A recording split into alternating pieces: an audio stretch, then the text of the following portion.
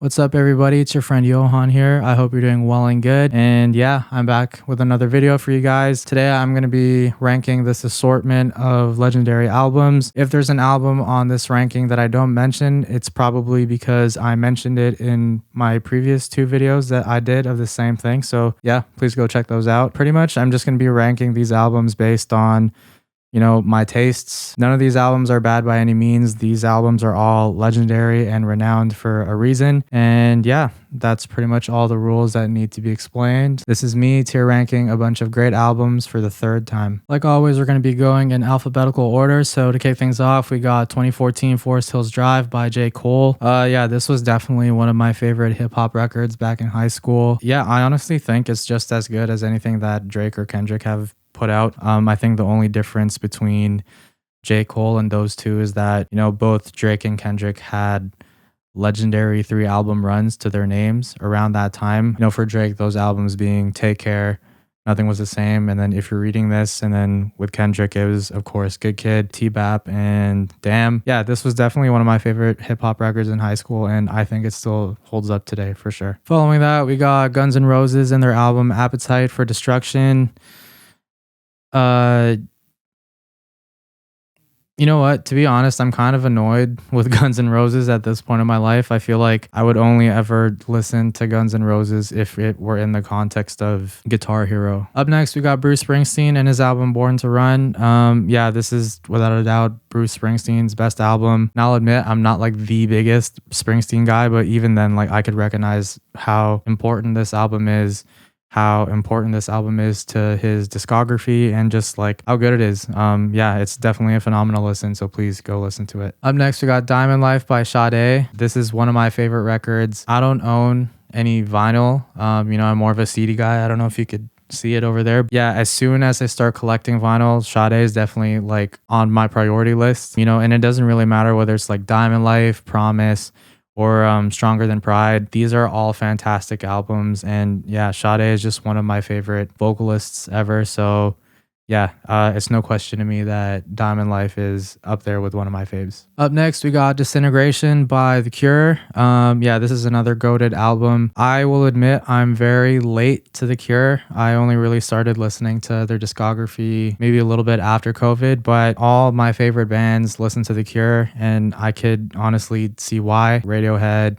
Deftones, My Bloody Valentine, Beach House. These bands are some of my favorite bands of all time, and all of them like cite The Cure as some sort of influence. Disintegration is their best album, so yeah, no question here. Up next, we got Get Rich or Die Trying. Yeah, this album's underrated. I'm not even gonna bother explaining myself. This album is severely underrated. And following 50 Cent, we got Paul Simon and his album Graceland. I think Graceland is a-okay. Growing up, my parents definitely had like a lot of music playing in the house and in the car. Paul Simon definitely was in that rotation as well, but yeah, I don't know, like back then he didn't really click for me, and I gotta be honest, he doesn't really click all that much for me nowadays either. This album is certainly not bad, it's just okay. Following Paul Simon, we got Fleet Foxes and their second album Helplessness Blues. This is a goated record without a doubt. Helplessness Blues definitely has my money for like best indie folk album. The crazy thing about Robin Pecknold and Fleet Foxes is that they only have like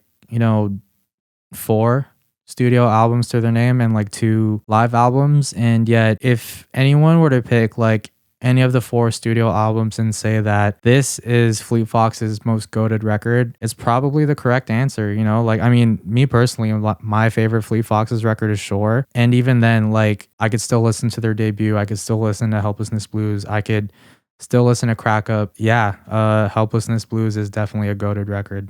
No question. After that, we got Bjork and her album Homogenic. This is another goated record. I personally think Vespertine is her best, but when most people think about Bjork, it's usually around the Homogenic era. Obviously, Yoga is the main single here, but you got other songs like Hunter, which is such a sick album opener, and then even later tracks in the album like Immature and Alarm Call. Yeah, Homogenic is such a great record. After Homogenic, we got Hot Fuzz by The Killers. I'm gonna get in a lot of trouble here, but I think Hot Fuzz is okay. I gotta say, aside from the 2 main singles, that being Mr. Brightside and Somebody Told Me, phenomenal songs. I'm not in love with the rest of the record. You know what I mean? Yeah, the Killers are probably like one of the best performing acts that I've ever seen. Kind of like realize that maybe the Killers is just that band that I want to constantly see live, but not necessarily like listen to on the day to day. Following Hot Fuzz, we got the Eagles and the record Hotel California. I think Hotel California is okay just because I genuinely think that the Eagles' debut record is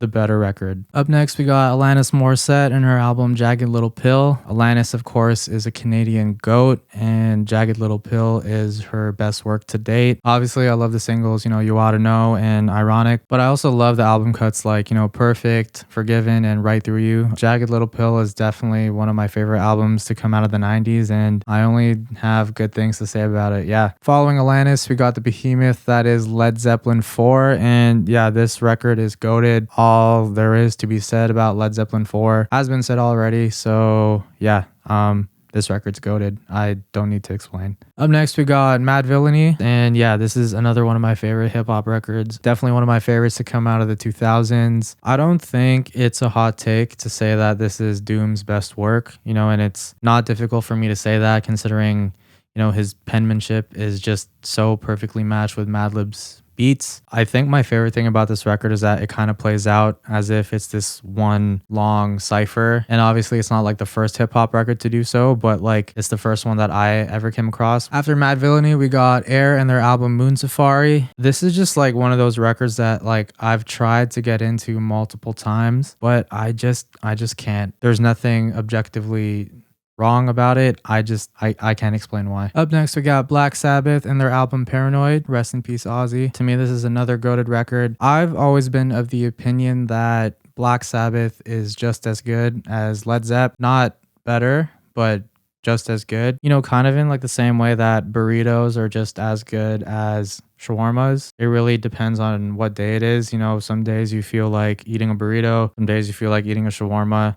They're both viable food options. Yeah, let me know in the comments, what do you like more, burritos or shawarmas? Up next, we got Nick Drake and his album Pink Moon. Yeah, I think this is an underrated record. Everything about him is just underrated, as most of his songs took off after his passing. My favorite out of his albums is 5 Leaves Left, but historically Pink Moon has been Nick Cave's most renowned piece of work. After Nick Cave, we got Justin Bieber and his album Purpose. Yeah, to me, this record's okay. Purpose was probably like my most played album when I was in like grade 11, grade 12. Listening to it back, I think this record is just okay. After Justin Bieber, we got Talking Heads in their album Remain in Light. I'm gonna piss a lot of people off. I've said it in previous videos and I'm gonna say it again here. I'm not a post-punk guy. With that being said, this record is not bad, but at the same time, I'm not gonna lie to myself and say this is better than what I think it is just because I'm not a post-punk guy. After Talking Heads, we got one of my favorite duos ever. That is Kings of Convenience and the record Riot on an Empty Street. This is the most underrated record here. I love this record so much. More people should